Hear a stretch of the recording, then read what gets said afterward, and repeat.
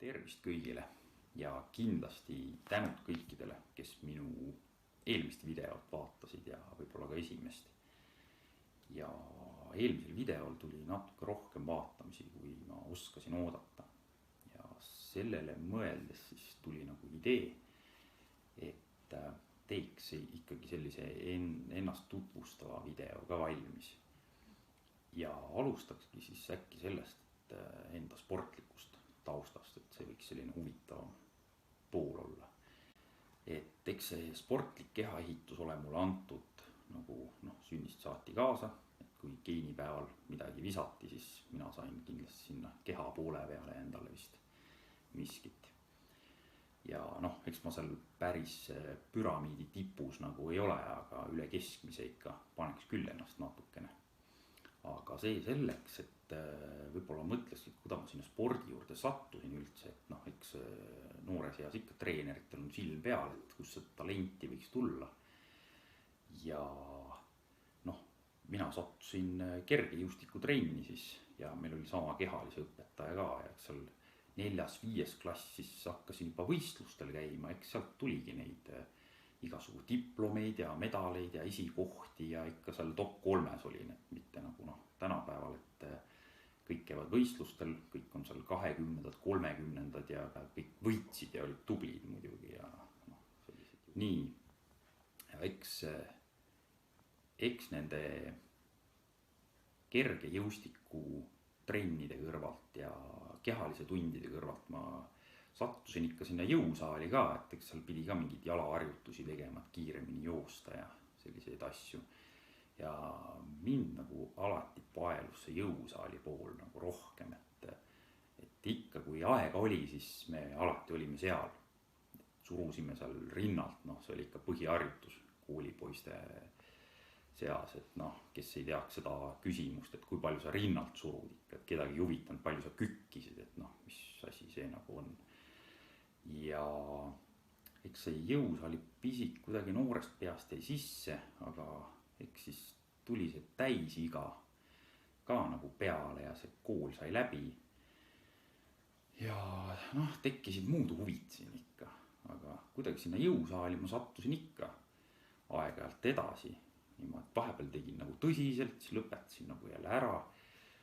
Ja kuskil seal 20-ndates siis juhtus minuga see mootorratta õnnetus, et see kiirus oli suur, kuskil 240 kilomeetrit tunnis, mille pealt ma siis lendasin. Ja eks see ratastoolis sai seal viibitud ja päris tõsine laks oli nagu. Ja eks peale seda tunduski, et nagu elu oleks nagu uue võimaluse andnud ja siis võtsingi ennast nagu tõsisemalt käsile, et eks oligi kuidagi, ma ei tea, tahtmist võib-olla oma kõhulihast veel, et viimast korda elus näha või kuidagi, et ei sellest õllekõhuga ringi kõndimisest oli nagu kopp ees. Ühesõnaga, siis me tegime, mina, vend ja sugulane ka meil, tegime korralikult trenni, läksime jõusaali lõpuks ja siis tuli meile üks tuttav treener ligi ja küsis, et vorm on päris hea, poisid, kas te võistlema ei tahaks minna siis kulturismi ja fitnessi võistlustele. Minul esimene reaktsioon oli muidugi kohe, et ei, mina küll ei lähe kuskile sinna pruunide pededega ritta seisma, mingi edvistama sinna, ei unusta ära, et ei tule kõne allagi. Ja siis ikka meil see vorm läks muudkui paremaks ja ta tuligi nagu ikka veel küsima ja veel ja lõpuks vend ikka ütles, et mis siin karta ja käime ära ja kõik ju pole suutnud sellist asja saavutada, mis meie ja lõpuks me siis läksimegi, et vend see pani korralikult esikoha kohe kinni seal võistlustel, tal oli vorm ikka väga hea, eks ta oli aastaid ees ka minust ja geneetika ka ikka on päris kõva tal. Ja mina olin 3. ja eks sealt ma siis selle rongi peal astusingi. Ja nüüd ma olen siin võistelnud järjest kuskil 5 aastat. Ja ütleme, et tulid need esikohad ja top 3 kohad edasi muudkui ja ei kurdaks nende tulemuste üle, et nüüd kahjuks viimasel ajal juhtus selline kurb lugu minuga, et sain umbes 4 aastat puhkust kõigest sellest ja tuli sealt rongi pealt maha astuda. Aga aga jah, see selleks, et kui kedagi huvitab, saab Google'ist ja igalt poolt lugeda seda. Ja noh, nii ongi. Et hetkel treeningi iseenda jaoks, käin 3 korda nädalas, teen keha läbi, jõunäitajad püsivad ilusti. Noh, päris seal tippvormi lähedal ma kindlasti mitte ei ole. Aga noh, et siit nagu rohkem treenida ja tuleks kõik ilusti tagasi. Ja noh, sellega siis olekski minu sportlik taust nagu niimoodi kokku võetud lühidalt. Aga lähekski edasi võib-olla täpsemalt selle mootorratta õnnetuse kõige juurde. Ja istungi selle tarvis nagu mootorratta selga ja jätkan sealt oma videoga. Kuule, ma ei ole sõitnud mingi 1000 aastat. Ma arvan, et ma julgen teha sellega midagi üldse.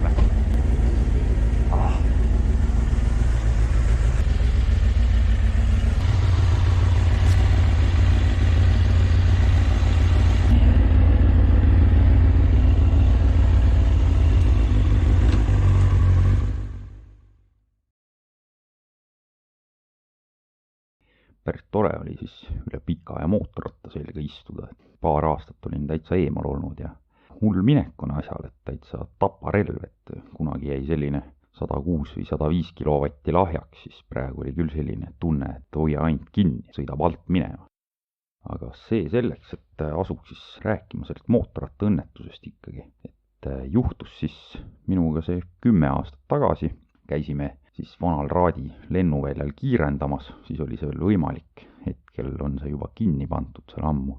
Ja noh, seal korralikult sai siis ka vajutatud oma esimese mootorrattaga ja see läks ka seal mingi 250 välja ja juhtuski selline asi, et seal need betoonplaadid, mis olid valatud, et noh, neid mööda siis lasid need suured veokad ja kõik, eks nad ikka kulusid ära seal. Ja siis 2 plaadi vahel oli selline hullult suur auk, mingi meetri pikkune. No ja siis mina seal muudkui kiirendasin ja üks hetk lihtsalt juhtus nii, et sõitsin läbi selle augu.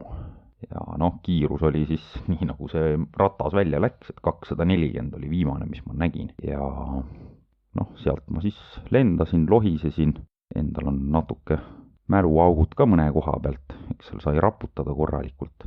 Noh, mis seal ikka, tuldi kiirabiga järgi, viidi haiglasse, seal siis veetsin üle 10 päeva ja kõik need 10 päeva siis hoiti mind jälgimise all ja iga päev räägiti, et süüa ei anta. Põhimõtteliselt oligi niimoodi, et ma lasin sugulastel ja sõpradel siis endale salaja süüa tuua, sest noh, mingi 5 päeva vist ei olnud juba süüa saanud, et siis nagu hästi kannatus hakkas nagu katkema vaikselt.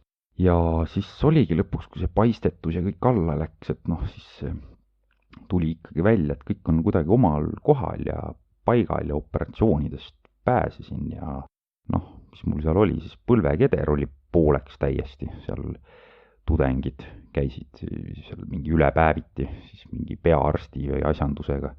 Kõik said mulle ilusti sinna sõrmesid vahele suruda, kes julged olid ja katsuda, et kuidas see siis ikka pooleks on. Et noh, mina peale seda muidugi küsisin alati õdedelt valuvaigistit juurde. Ja nii ta siis oli. Aga operatsioonidele jah, ma ei läinudki.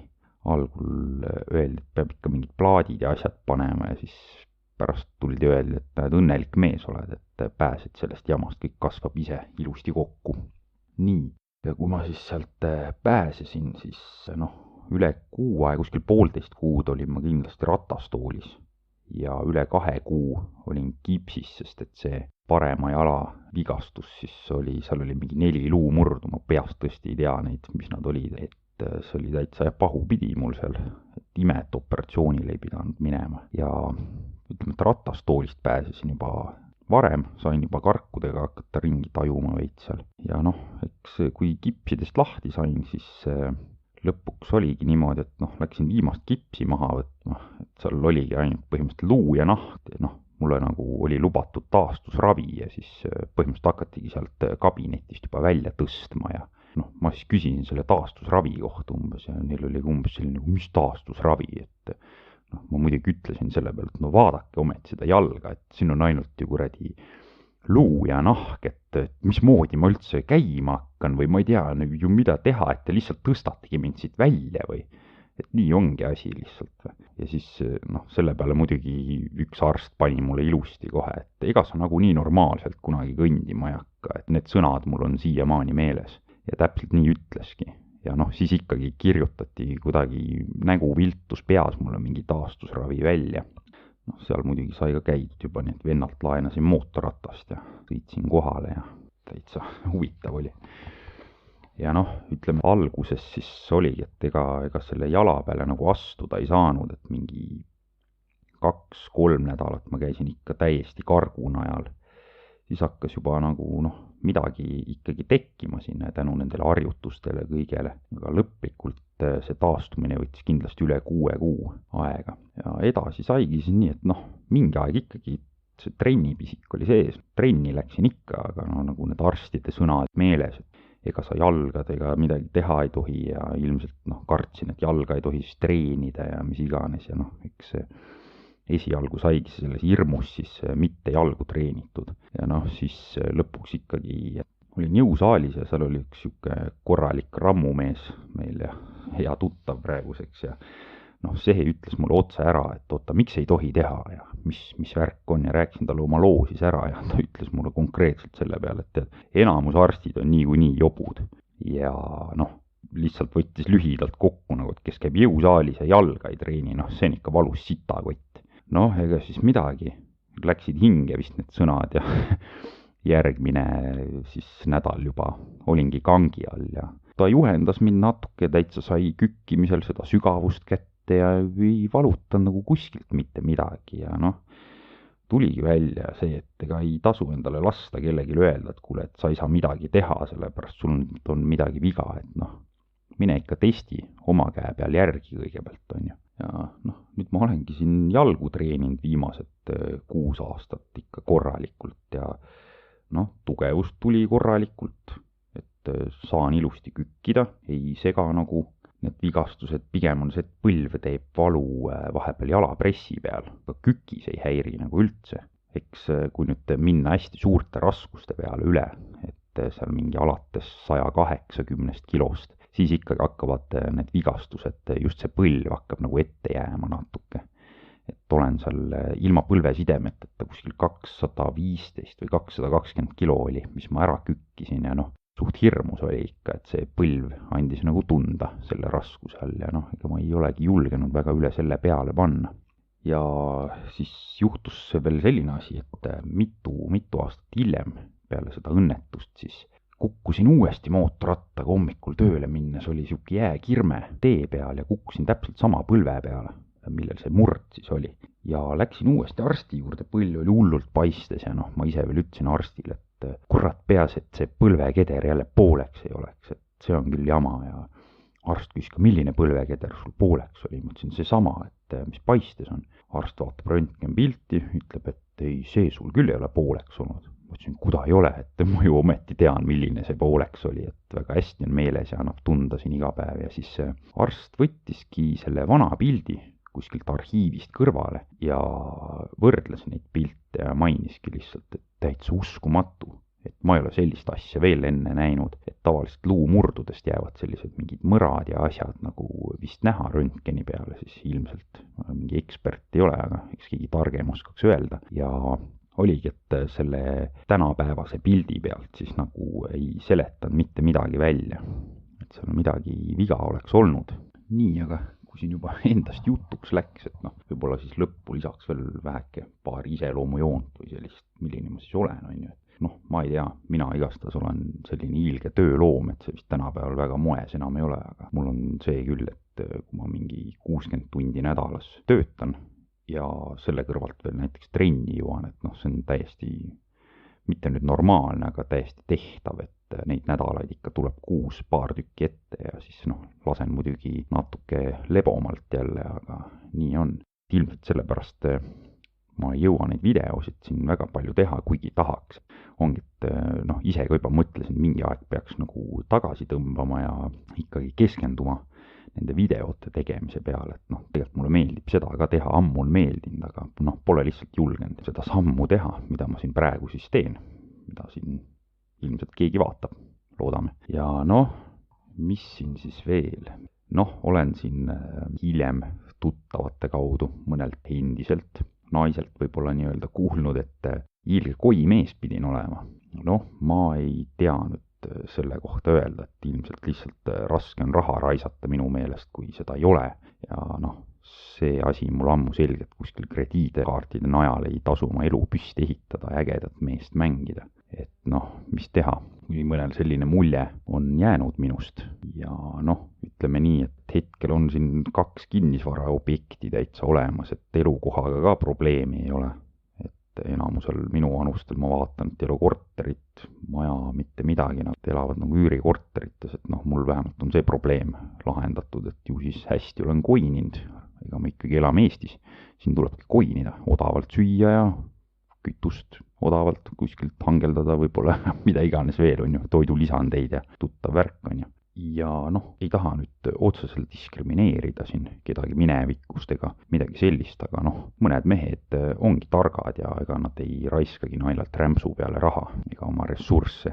Ja noh, nii ongi, et see otseselt nüüd ei läinud kellegi pihta, on ju, teeme nii. Nii, aga tänud siis kõigile teile, kes te jõudsite minu järjekordset videot vaadata, et suur aitäh teile ja kui te ei ole veel näinud, minge vaadake eelmised 2 tükki ka ära, et aga jah, seekord ma siis tegin sellise väikse tutvustava klipi endast ka ja järgmine kord ilmselt siis vean juba ennast jõusaali kaameraga ja üritan sealt ühe hea video saada. Aga aitäh kõigile, kellele meeldis, pange like kindlasti ja võib-olla subscribe ka isegi ja peatselt jälle nägemist.